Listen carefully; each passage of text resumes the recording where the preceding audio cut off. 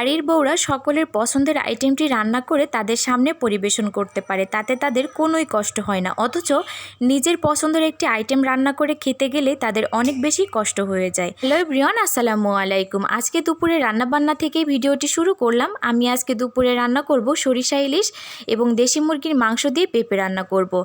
তো দেশি মুরগির মাংস দিয়ে পেঁপেটা মূলত সাবিত বাবুর জন্যই রান্না করতে চেয়েছিলাম। তো চিন্তা করলাম ও তো একা এটা খেতে পারবে না, তো সেই হিসাবেই রান্নাটা করছি যেন আমরাও খেতে পারি।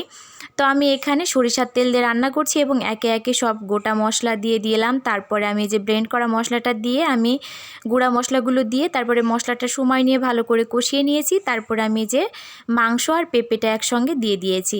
পেঁপেটা আমি আগে থেকেই দিয়ে দিয়েছি, যেহেতু পেঁপেটা সিদ্ধ হতে একটু সময় লাগে। আমি এই যে ভালো করে নেড়ে চেড়ে ঢাকনা দিয়ে দিয়েছিলাম। এর ভেতর থেকে কিন্তু অনেকটাই পানি বের হয়েছে। তো আমি আবারও ঢাকনাটা তুলে খুবই ভালো করে নেড়ে চেড়ে ঢাকনাটা দিয়ে দিয়েছি যেন ভালো করে পানিটা শুকিয়ে যায়। তো পানিটা ভালোভাবে শুকিয়ে গিয়েছে। এখন আমি কষানোর জন্য এর ভেতরে পরিমাণ মতো পানি দিয়ে দিয়েছি।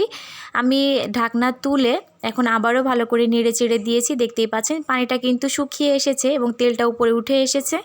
আমি এর ভেতরে ঝোলের জন্য 1 মগ পানি দিয়ে দিয়েছি। এখন আমি আবারও ভালো করে নেড়ে চেড়ে ঢাকনা দিয়ে দিব। আমি ঢাকনা দিয়ে 4 মিনিট রান্না করেছি। আমি এই মুরগির মাংসতে ঝোলের পরিমাণটা একটু বেশি করে রাখবো। তো দেখতেই পাচ্ছেন ঝোলটা কিন্তু অনেকটাই শুকিয়ে এসেছে। এখন আমি মাংসের ভেতরে আধা টেবিল চামচ পরিমাণে গরম মশলার গুঁড়া দিয়ে দিব। গরম মশলার গুঁড়া দিলে কিন্তু খেতে অনেক বেশি মজা লাগে। আমার রান্নাটা কিন্তু হয়ে গিয়েছে। আমি চুলাটা বন্ধ করে এখন একটা পাত্রে নামিয়ে নিব। খেতে যে কি পরিমাণ মজা হয়েছিল। আপনারা কে কে দেশি মুরগির মাংসর সঙ্গে পেঁপে খেতে পছন্দ করেন অবশ্যই আমাকে কমেন্ট করে জানিয়ে যাবেন। তো আমার এই রান্নাটা শেষ করে এখন আমি সরিষা ইলিশ রান্না করব। সরিষা ইলিশটা খাওয়ার আবদার করেছিল মূলত সাবিদের পাপা।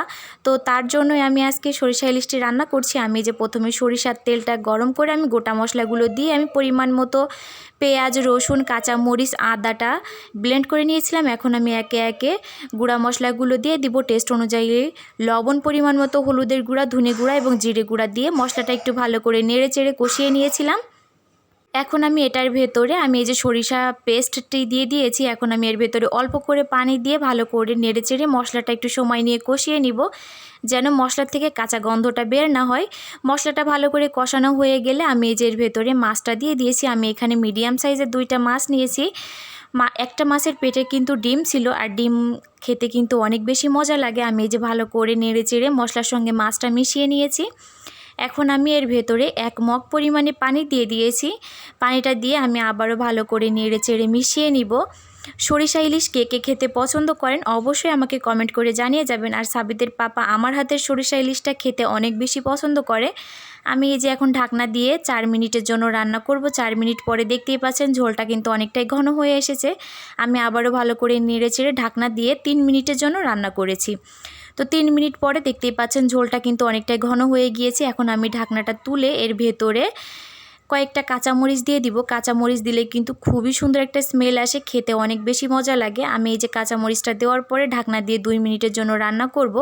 2 মিনিট পরে দেখেন আমার রান্নাটা কিন্তু প্রায় হয়ে গিয়েছে। এই পর্যায়ে আমি এর ভেতরে অল্প করে সরিষার তেল দিয়ে দিয়েছি, যেন খাওয়ার সময় খুবই সুন্দর একটা স্মেল আসে। তো আমার রান্নাটা কিন্তু হয়ে গিয়েছে। দেখেন কতটা সুন্দর লাগছে, আর মাশাআল্লাহ খেতেও অনেক মজা হয়েছিল।